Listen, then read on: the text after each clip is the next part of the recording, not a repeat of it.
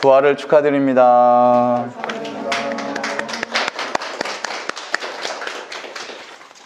이런 성대한 부활 예식은 꽃대에서 처음 있는 일이기도 하지만 저는 오늘 또 남다른 감회에 젖었던 것은 이 경당에서 반주와 성가가 울려 퍼진 지가 2019년 12월 종강미사 이후로 처음이었다라는 생각이 들었습니다. 그야말로 부활입니다. 축하드립니다.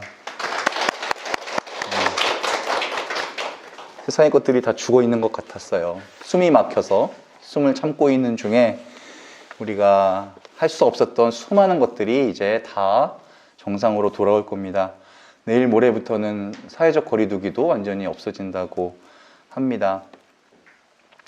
그럼 중간고사가 시작되네요.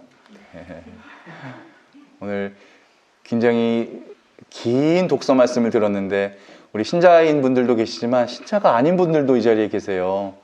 얼마나 놀랬겠어요, 그죠? 도대체 이거 언제 끝나는 건가?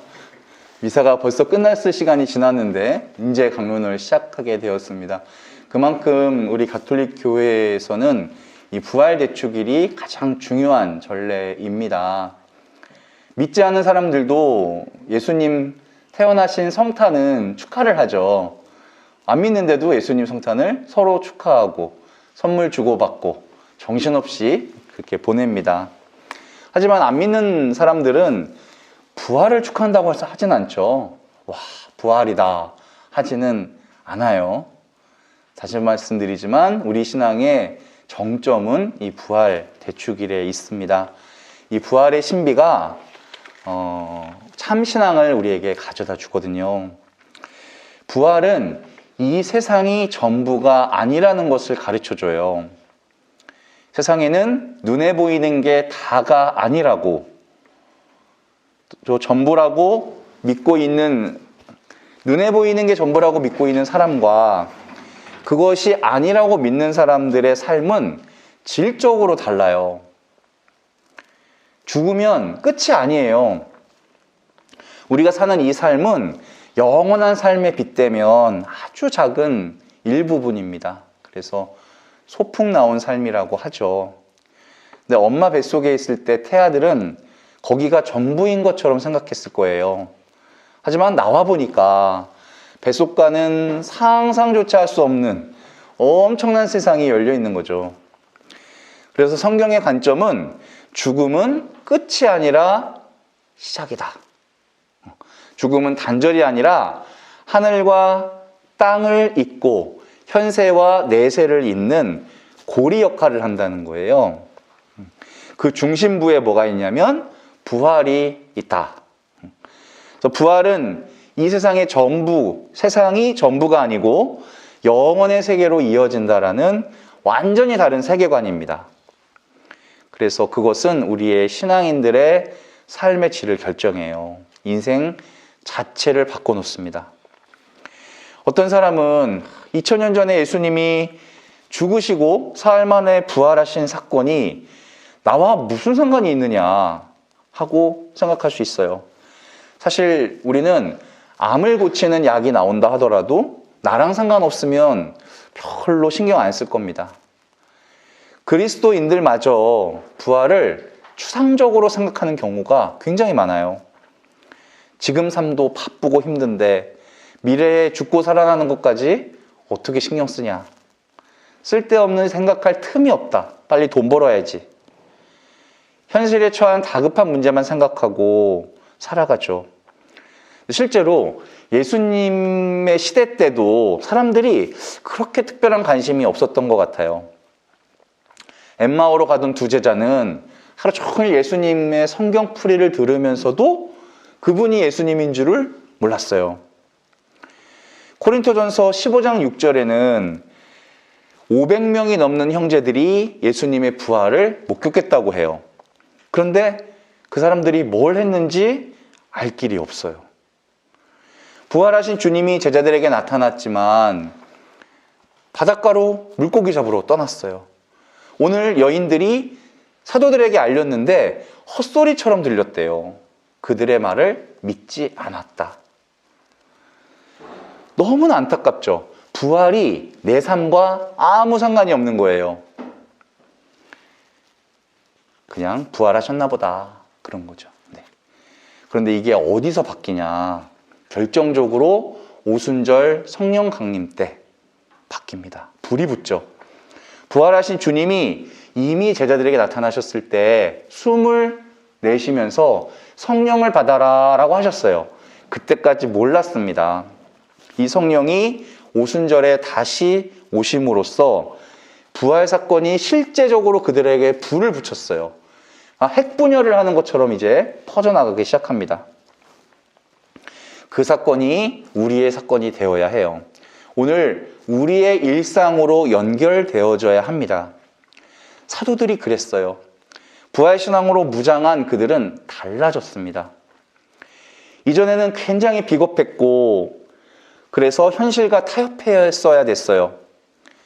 죽음을 두려워했어요. 죽음의 위협이 오면 누구든지 꼬랑지를 내릴 수밖에 없어요. 예외가 없습니다. 죽음의 위협 앞에서 버틸 수 있는 사람이 없어요. 그런데 그들은 확 달라집니다. 왜? 부활의 신앙이 딱 이제 생겼기 때문에.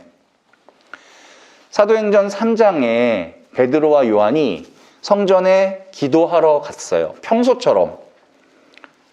갔다가 왔다가 습관처럼 왔다가 갔다가 하는 거예요. 성당에 우리가 갔다 왔다 하는 거예요. 제 9시에 성전에 올라갔대요. 그럼 몇 시죠? 네, 3시 맞습니다. 네. 성전 문 앞에 날 때부터 불구였던 사람이 앉아있는 게 눈에 딱 들어왔대요. 예수 그리스도의 이름으로 일어나시오 라고 하는 거예요. 그 말이 끝나자 무섭게 그 사람이 벌떡 일어납니다. 이게 뭐예요?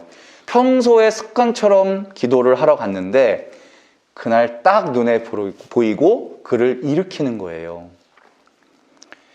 부활의 영이 임하셨고 그 부활의 역사가 내 안에서 끝나는 게 아니라 다른 사람 안에서도 일어나게 만드는 거예요.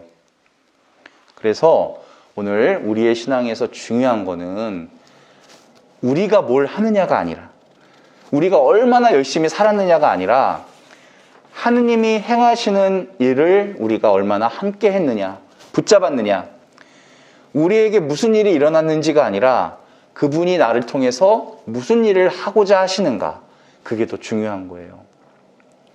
사도들의 모습은 이제 더 이상 비겁한, 두려워하는 모습이 아닙니다.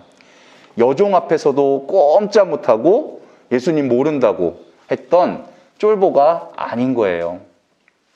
사실 베드로는 용기 있었던 사람이거든요. 예수님이 잡혀가실 때 유일하게 몸으로 맞섰고 대사제의 종의 귀를 내리쳤잖아요. 하지만 죽는 게 두려워지면 한없이 연약해지고 비겁해지는 겁니다. 죽음 앞에 서보면 진실이 드러나는 거예요. 그러니 우리는 이 세상 것에 목숨을 걸면 안 돼요. 이 세상을 전부로 알고 살면 허망해집니다. 하느님 나라를 보지 못하고 그냥 아둥바둥 살다 죽게 되어 있어요. 적절한 균형감을 가지고 종말의 관점에서 지금 이곳을 바라볼 수 있어야 돼요. 우리가 오늘 한 일 중에서 의미 없이 한 일이 얼마나 많습니까? 육신을 쫓고 정욕을 쫓는 일들, 해도 되고 안 해도 되는 일을 많이 했어요. 때로는 해서는 안 되는 일도 했어요. 헛된 것에 인생의 에너지를 다 쏟아버렸어요. 시간이 무한정 있는 게 아닙니다. 신앙인은 해야 할 일이 분명해야 돼요. 우리에게 주신 계명이 있어요. 사랑하는 일, 하느님을 사랑하고 이웃을 내 몸과 같이 사랑하는 일. 무슨 일을 하든지 신앙인은 이 두 가지가 연결되어 있어야 돼요. 군더더기를 가급적 없애고 담백하게 살아야 됩니다. 무슨 대단한 일을 하려고 하지 마시고 매일 하느님이 있으라고 하신 자리에서 최선을 다한 삶을 사는 거예요. 하느님이 시키지도 않은 일을 너무 열심히 할 필요가 없는 거죠. 이것을 다른 말로 부활 신앙이라고 합니다. 우리는 결국 하느님 앞에 서는 날이 올 거예요. 우리가 한 일들이 명백하게 드러나는 날이 온다는 거예요. 부활의 신앙으로 초점 맞추고 살면 후회되지 않는 삶을 살 수가 있어요. 그래서 우리는 일상 가운데 매 순간 부활의 신앙이 필요합니다. 부활의 신앙이 있는 사람은 세상 것에 의지하지 않아요. 잘 나가는 사람과 연줄 필요 없어요. 돈 좀 없어도 돼요.